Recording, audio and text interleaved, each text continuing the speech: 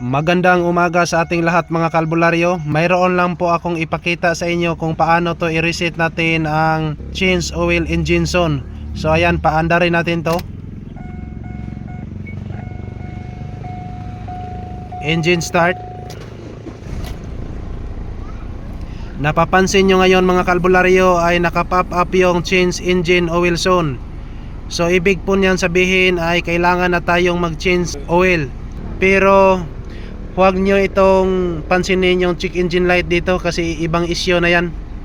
So kailangan natin tong tingnan sa ating X-ray machine kung ano ang dahilan ba't lumalabas yung check engine light dito. Pero iba yan sa change engine oil zone.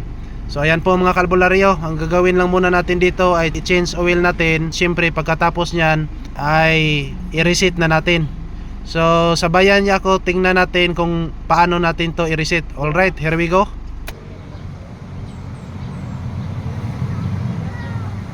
So ngayon po mga kalbularyo ay katatapos lang nating nag-engine oil change. So ngayon titingnan natin kung mayroon pa ba yung change oil engine zone dito.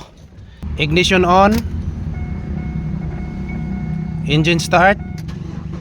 Ayan po mga kalbularyo. So hanggang ngayon mga kalbularyo ay nakapop up pa rin ang change engine oil zone. Yan. So ngayon ang gagawin natin dito ay i-off natin ang makina. Yan. Ignition on.